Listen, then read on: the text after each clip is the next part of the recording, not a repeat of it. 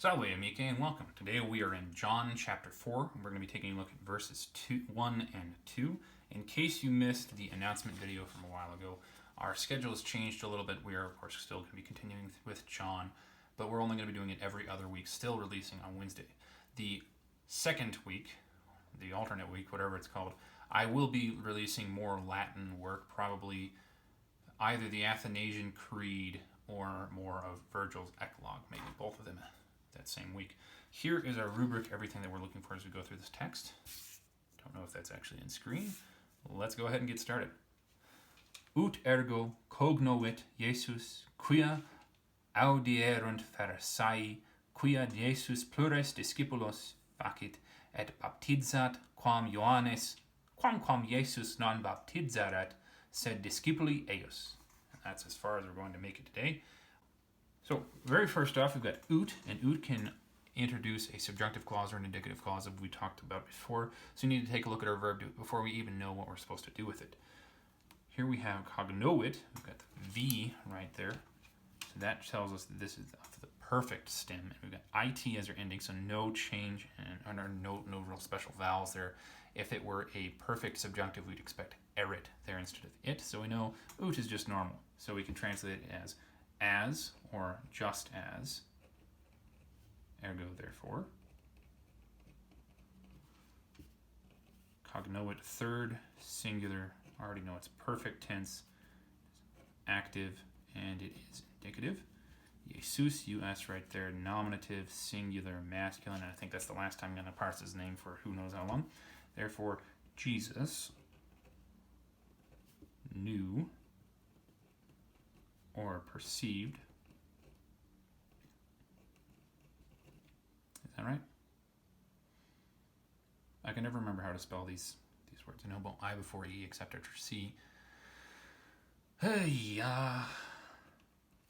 on those words. Quia, that, we've seen it before. It can mean because or that, so I suppose I should write in the other one. Because audierunt. Erunt is clearly our ending right there, off of audio, audire, audivi. So since we get the erunt ending, we know this is going to be another perfect tense. So third, plural, perfect, active, indicative. Pharisai, got that I right there. Could be a genitive singular, but between quia and audierunt, there's nothing for it to own. And most Latin verbs do not take genitives as their object, especially not this one. So this has to be nominative, plural, and masculine. Pharisees heard,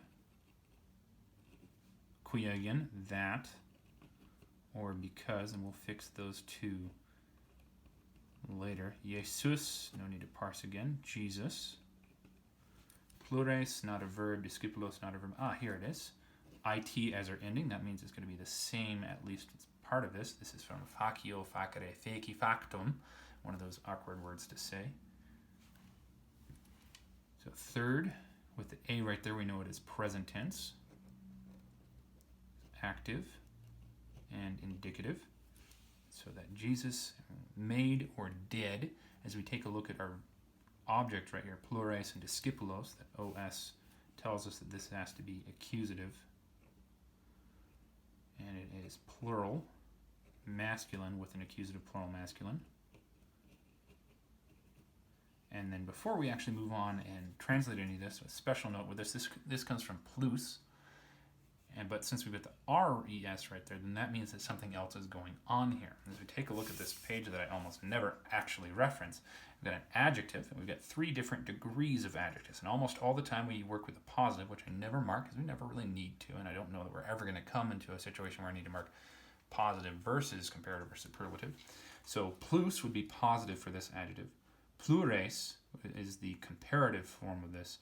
And then I think it's plurissimos is the superlative. So I'm going to write comparative, C-O-M, few times we ever do that. Okay, so then Jesus made makes more sense right here. Made more disciples. Et and baptizat, A-T right there is the ending with the no changes in the stem. So we know this is another third person singular present active indicative. baptized, or, yeah, present, baptize, that's all right, makes, baptizes, quam. Now, quam is normally from qui, quae, quod. However, since we have a comparative right here, this means that quam has a different use than we would expect from the pronoun version. Instead, this is a particle, and with pluralis, it's giving us the second half of the comparative sentence. So the two different ways that we can do comparative sentences in Latin are we can have whatever is being compared with the ablative of the thing to which we are comparing, or we can put quam in there, and quam is normally used with the nominative or accusative things being compared to, whereas ablative is when we have all the cases, but quam almost exclusively nominative or accusative. So Jesus is the primary thing that's being compared right here. So Ioannes, with this Greek es ending, is also nominative, singular, masculine with Jesus. It is more than John the Baptist, or the baptizer. And then on to verse 2, quam Jesus non baptizaret. Interesting here that we've got an ret off of this verb, which we saw right there. So if we cut the t off, this gives us the infinitive of this verb.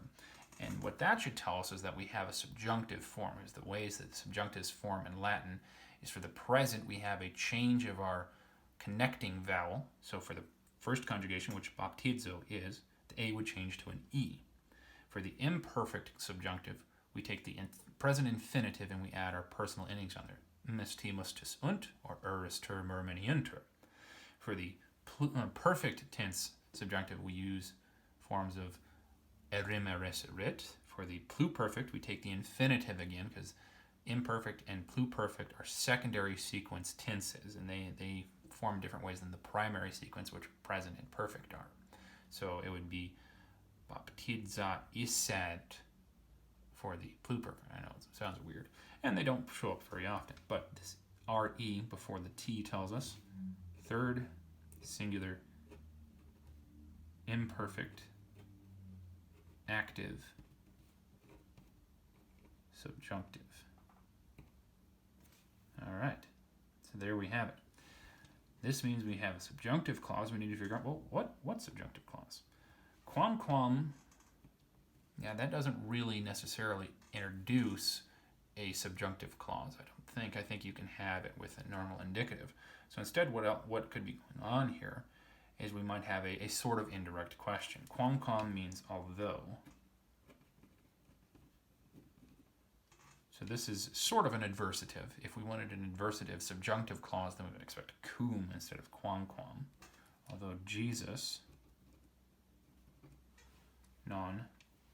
did not. And so, an indirect question makes a lot more sense here. Indirect questions use the subjunctive when we have a phrase that isn't a question, but if it were spoken naturally, not in the type of prose we have here, it would be said as a question. Did Jesus baptize? No, he didn't. So we phrase that Jesus himself did not baptize. And the question part of it drops out. And sometimes, I guess I should say, most of the time, at least for me, identifying an indirect question, it's hard. So Jesus, so imperfect, sorry, that wouldn't be did, was not baptizing. And of course, in English, we translate this as a normal indicative. But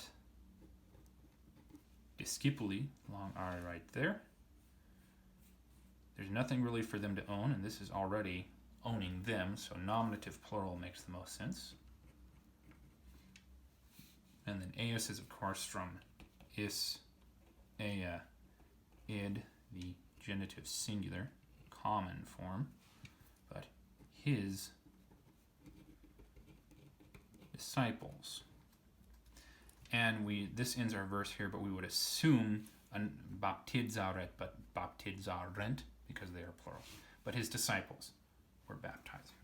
All right, so that's verses 1 through 2. Let's take a look at them in their own context.